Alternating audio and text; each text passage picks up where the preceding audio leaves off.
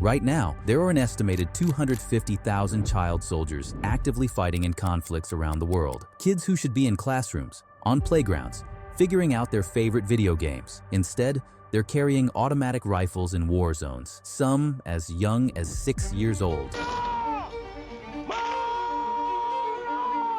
Al-Hajib was one of thousands of children forced to fight in Sierra Leone's civil war, which ended in 2002. They range from as young as a baby and grow up with these guns in their arms.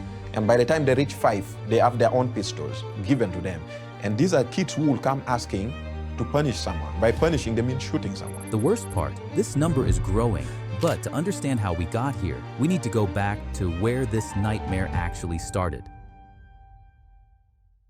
Kids have been caught up in wars for centuries, but the modern epidemic really took off in the 1970s and 80s, when cheap, lightweight automatic weapons like the AK-47 flooded into developing countries. Suddenly, you didn't need a fully grown adult to operate military-grade firepower. A child could do it, and warlords took advantage of that. Africa became ground zero for this crisis. Countries like Sierra Leone, Uganda, and South Sudan have seen some of the highest numbers of child soldiers. During Sierra Leone's civil war, thousands of children were recruited, some barely old enough to walk. In Uganda, the Lord's Resistance Army abducted over 60,000 children over 2 decades. Current projections suggest that the number of child soldiers could climb back above 300,000 in the next decade. From a warlord's perspective, children make perfect soldiers. They're cheap, replaceable, they only need a little food and maybe some drugs to keep them compliant. Children are also easier to control than adults.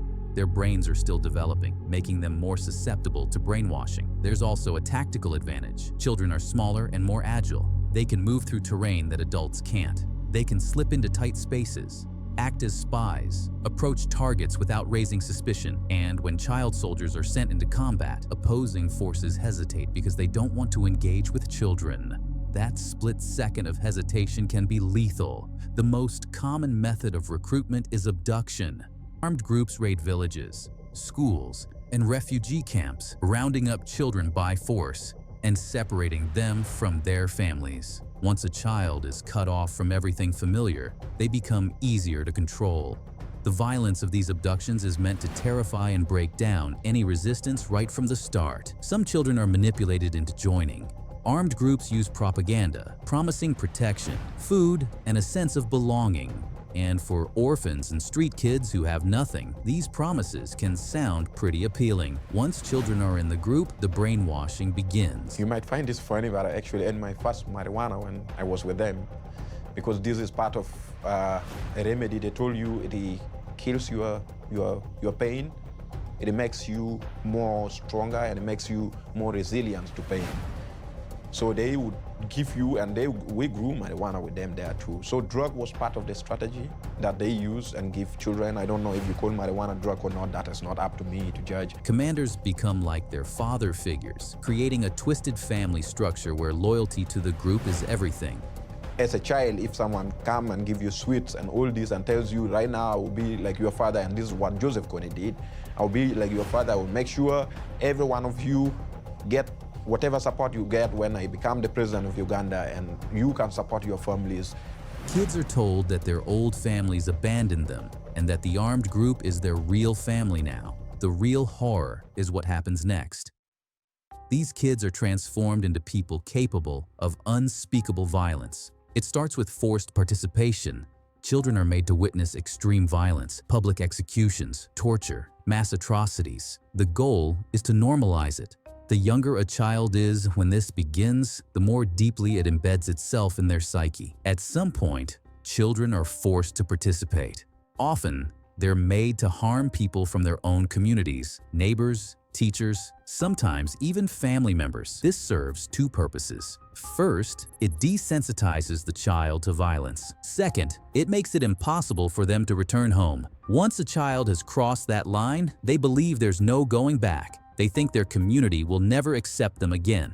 And in some cases, they're right. Many child soldiers are given substances before combat. Marijuana, cocaine, amphetamines, even gunpowder mixed into food. The drugs suppress fear and pain. They make children more willing to follow orders, no matter how horrific. And when the fighting is over, they're praised, rewarded with extra food, better sleeping arrangements, status within the group. Peer pressure plays a role too.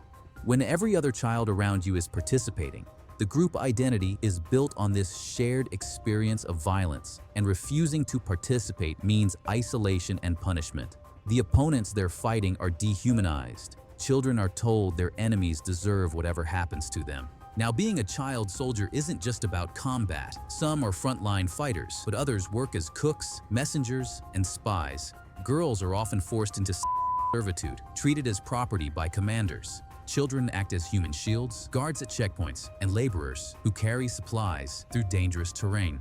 Disobedience is met with beatings, torture, or worse. The living conditions are harsh. Lack of food, exposure to the elements, unsanitary conditions, and through all of this, childhood just disappears. There are no birthdays, no schooling, no playing with friends. Just violence and survival. And that brings us to the devastating long-term effects of growing up in this nightmare. The immediate physical effects are obvious. Many child soldiers die in combat. Others sustain injuries, bullet wounds, shrapnel, landmine explosions that result in amputations. Malnutrition and disease are rampant. Infections go untreated. Some children develop permanent disabilities or deformities that will affect them for the rest of their lives. But the psychological damage runs even deeper. Experience a lot of bombing every day, so it's really hard, seeing dead bodies every day, PTSD is almost universal among former child soldiers. They experience flashbacks, nightmares, and severe anxiety. Many struggle with depression and have suicidal thoughts.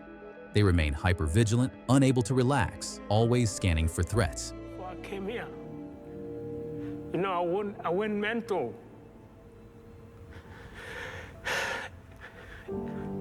If I'm mad, I used to break things. TV, everything, window. Memory loss is common, and the guilt and shame are overwhelming. Many former child soldiers are haunted by what they were forced to do, and they replay those moments over and over, unable to forgive themselves. Social reintegration is incredibly difficult. Families and communities often reject former child soldiers, viewing them as perpetrators rather than victims. Addiction continues to be a problem. Many former child soldiers struggle with substance abuse for years afterward. Some struggle with aggression and have difficulty controlling their anger after being conditioned to seeing violence as normal. The damage is multi-layered, complex, and often permanent. But the world hasn't just stood by and watched this happen. There have been efforts to stop it. Organizations like UNICEF, Human Rights Watch, and Child Soldiers International work on the ground to release child soldiers, prevent recruitment, and support rehabilitation. The ICC defines the recruitment or use of children under 15 as a war crime.